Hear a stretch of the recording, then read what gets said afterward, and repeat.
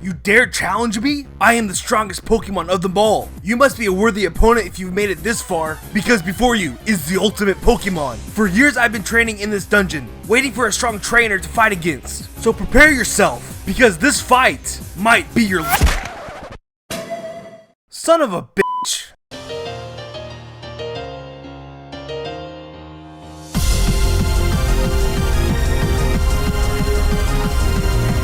What's going on, guys? This is Dobbs here, bringing you another Pokemon video. And I think it's safe to say that you guys love this timeline series, because the last timeline episode got 30,000 likes, which is just insane. So I'm treating this series very carefully, because I do not want to let you guys down on these videos. And if you're a little lost right now, I'm doing a series where I'm going over the complete timeline of the Pokemon universe. So if you want to check out the other two videos before watching this one, just click the annotation on the screen or click down below in the description. And man, when I started this series, I was planning on releasing the 4th timeline video after the Sun and Moon release. But with the amount of support these videos are getting, I couldn't have the conscience to make you guys wait that long. So this is what I'm thinking. After this video, we'll be at Generation 1. So I think what I'm going to do is make a timeline video for each generation. That way when Sun and Moon comes out, I'll be able to do a timeline video over it. So yeah, let me know what you guys think about that in the comments. And just like last time, the more likes this video gets, the faster the next video comes out. So enough of my blabbering, and let's get on with the video.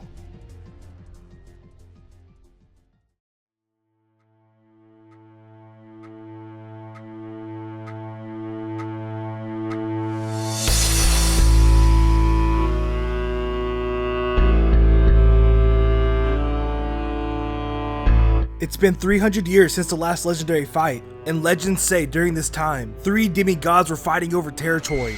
These 3 demigods had power over the climate, and with all 3 of them clashing, it caused chaos everywhere.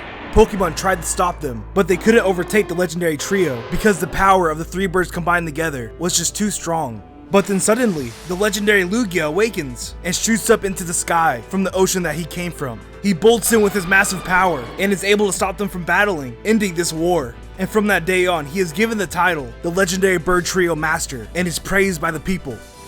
The people were so touched by Lugia's rescue, they decided to build 2 towers to foster the friendship and hope between Pokemon and people.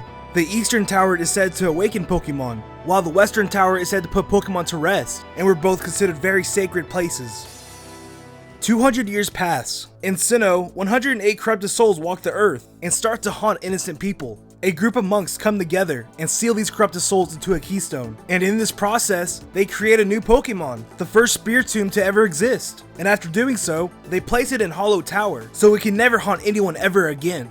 In Sinnohwood City, the first Pokemon pharmacy is built, declaring free healthcare to any Pokemon that's in need. This was revolutionary. It meant that any injured Pokemon can have a second chance of survival, and the bond between Pokemon and people grows stronger. In the Alola region, a mad scientist starts to build his own Pokemon, but in the process, he uses the life energy of Pokemon so he could feed energy to the Soul Heart. After he was done, he named his new creation Magearna, a Steel Fairy type Pokemon. But by being born this way, it came with a price. Magearna can feel emotion, thoughts, feelings, and even pain. And if his Soul Heart is taken out, it becomes lifeless, making it a scary reality for Magearna. 100 years pass, and there is a long drought in the Azalea town. The people there rely on their crops in order to live, and don't know what to do.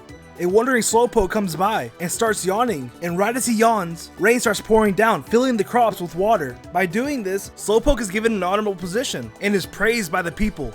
During the same time period, a skilled ninja invents a Pokemon move, and he names it Toxic, and starts to teach Pokemon all around the world this powerful move.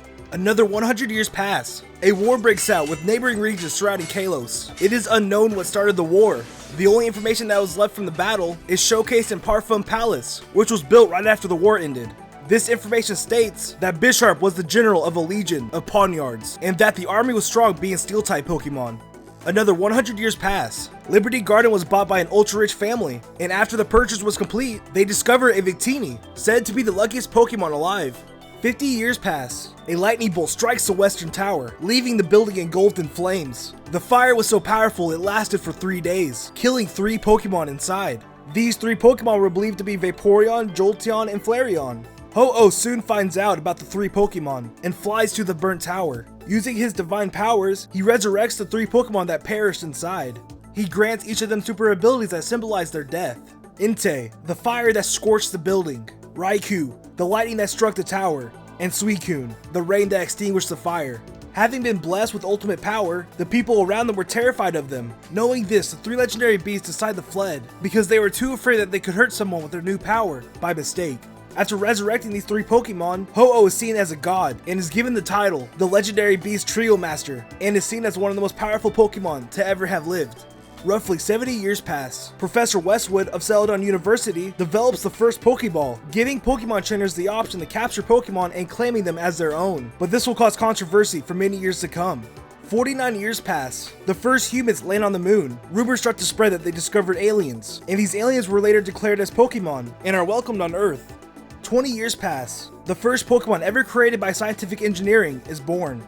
Another 10 years pass. A team of scientists discover a new Pokemon in the deep jungle of South America. They decide to name this Pokemon Mew. After studying Mew, they discover that Mew has very unique DNA and is easy to manipulate.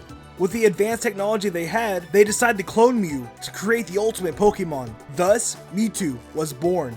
And what's next, you may ask? Well, that's for the next video, because we are now in Generation 1. So I hope you guys enjoyed the video. Be sure to leave a like if you did, and remember, the more likes this video gets, the faster the next video comes out. Also, if you're enjoying the channel, be sure to subscribe. And if you want to follow me on Twitter for fan interactions, video updates, and other cool stuff, follow me at Ethan Dubs. And for the question of the day, if Lugia never stopped the battle, who do you think would have won between Zapdos, Articuno, and Moltres? Let me know down below in the comments. I can't wait to see you guys have in mind, and I'll see y'all next time. See ya.